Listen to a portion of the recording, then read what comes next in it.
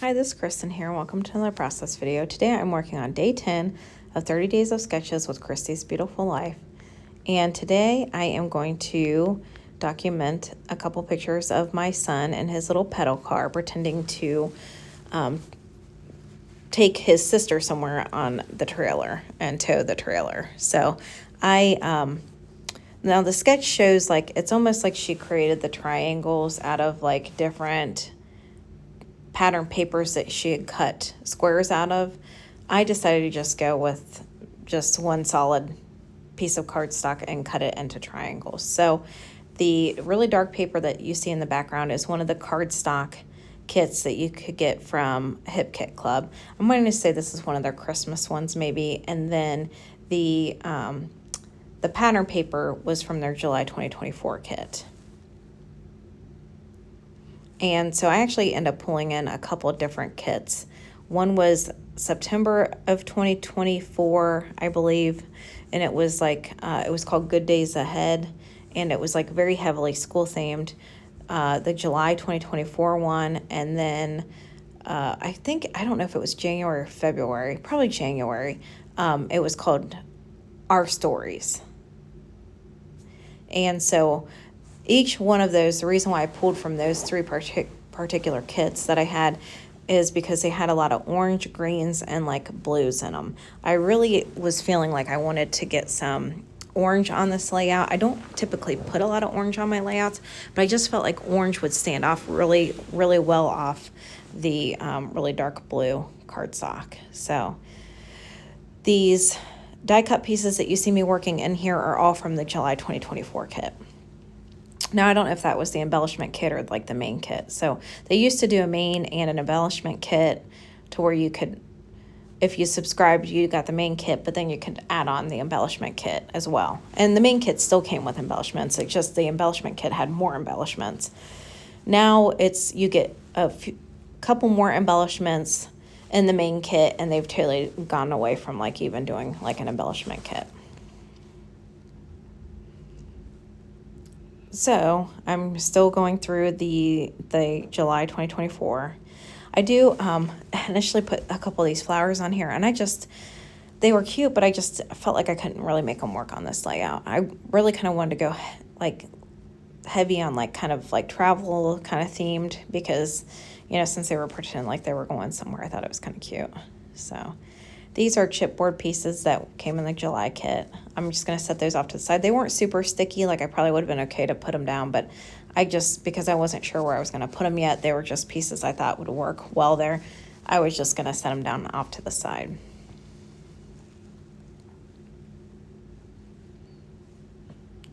Now, some of these pieces I'm pulling in now, I think are from the either January or February kit. I don't recall. I think probably January if I had to guess.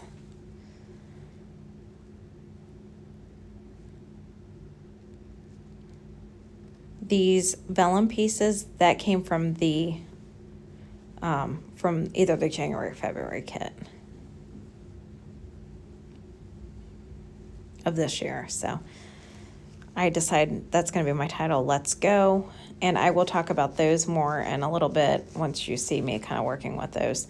These little banner pieces are from Good Days Ahead. So that was their September 2024 kit. So that was the one that had like a lot of school themed.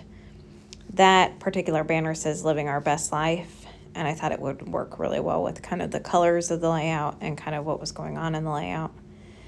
And I'm going to start getting my clusters formed. I've backed my photographs, double mounted them in white cardstock and then orange cardstock. It did take me a minute to find like orange cardstock that I really felt like worked with the orange pieces and the ephemera. I kind of kept like getting different like oranges to where they just kind of clashed. I mean, it probably wouldn't have been that noticeable, but sometimes you get like picky about stuff. I don't know. I mean, I do anyways. There are some days where I'm like, and then other days I'm like, okay, like, why am I being so picky? But I think sometimes when you have a really, like, distinct idea in your mind with how you want things to look, sometimes you have a hard time to kind of just be chill about things. So anyways, I've gone ahead and glued down the left lower cluster there. I did that off screen because I kept messing with that camera so much, which it was ridiculous. I was like, oh my gosh, I gotta cut this out because this is silly. So I'm gonna start gluing the top right cluster down. I'm just kind of making sure I like where everything's placed. I do decide to cut that green circle piece in half, and then I'm going to utilize it down in the bottom cluster.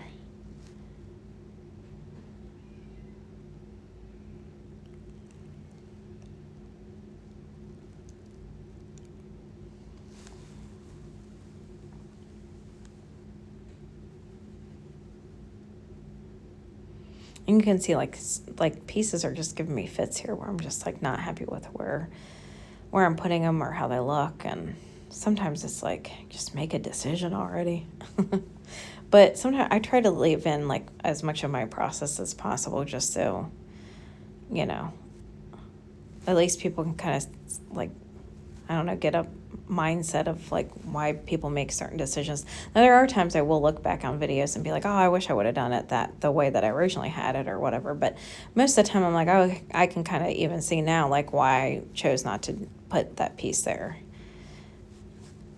So this one was giving me fits. I wanted to really work in that always on the go, but I didn't like it set down below all that. I thought it kind of took away from that cluster over there. So I've just kind of got it set there right now until I can make a decision about it. I do end up getting it landed somewhere, but I was considering it of taking it off because it was just like I felt like I couldn't work it in on a good spot there, but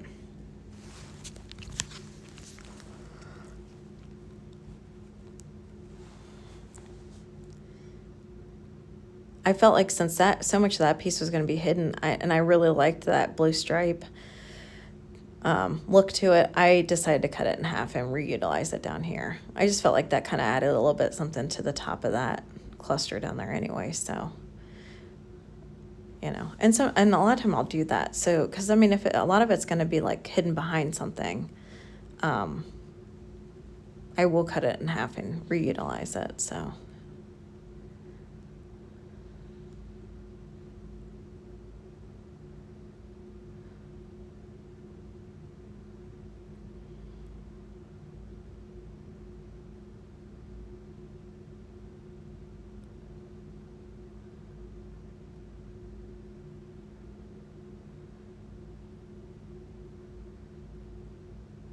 I really like the photo op chipboard piece here, but now that's kind of taken away a spot where I could put that always on the go. But I really honestly don't think I was going to even put it there ever. I don't know that I really liked it there. So I'm trying to figure out now what I'm going to do with this. The Let's Ride, I kind of felt like looked good up there.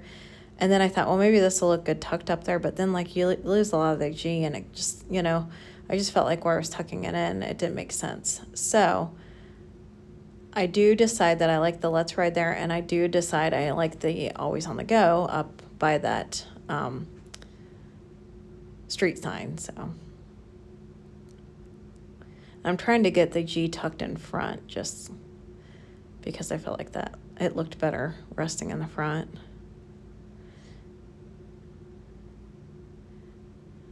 I'm going to get Let's Ride. And then this little chipboard piece says come and go or something like that. And it's got an arrow going one way and an arrow going the other way. So I decided to put it up right there. So, okay, let's talk about this vellum. So I really liked, this is my title. I thought it kind of added a little something to the page. I was trying to glue it in spots where you wouldn't really be able to see the glue. So that worked really well on the pattern paper. Like you really cannot tell that it's glued there because the pattern of the paper kind of distracts you away from that. However, where the eye or the exclamation point was going to sit was right smack dab in the middle of that blue cardstock. So you'll see, like once I get it glued on, you can see it. And my other concern was I hadn't glued the E and the T down to the blue. So you had kind of like some pieces there that were flapping that like honestly, if you put it in and out of page protectors, it could have very easily gotten hung up and, you know, ruined. And since I had no choice but to glue the exclamation point down on the blue cardstock, I kind of was like, well, I might as well glue the E and the T down to make sure that they're secure and safe. So, unfortunately, as much as I didn't use a lot of glue, you can definitely see where the glue is. Kind of drives me a little crazy. So, that's kind of one of the bad things about vellum is it's pretty to look at, but sometimes it's just hard to like get it worked in spots where it's not going to be obvious that you've got glue on it. So here is what I was trying to do. I grabbed some rub-ons. I was like, I don't even know if a rub-on will adhere to vellum. These particular rub-ons did not. I don't know if other rub-ons would. So I do decide to scatter some more rub-ons. I put some arrows here and down at the bottom here in a minute. You'll see I put it like, it looks like kind of like, the male and female figure for like bathrooms or whatever. So I thought that was cute for like the fact that it was my son and my daughter playing together. So I think what I'm going to do with the vellum, I haven't actually tried it or done anything with it. I was just kind of going to let it like ruminate on it for a minute. I think I might take some washi somehow and do something there to kind of disguise those spots there. I considered stitching down the letters, but the problem being is that the S is on, several pieces of paper, and it would be pretty tough at this point to actually sew through it. So I ended up adding some enamel dots here at the end, and then the little glitter stars were actually pieces that came in, I think it was like the January kit. So here are some close-ups, and you can see the glue drives me crazy. So if anybody else has any suggestions, ideas, what I should do there, let me know. And I appreciate you coming by to watch another process video.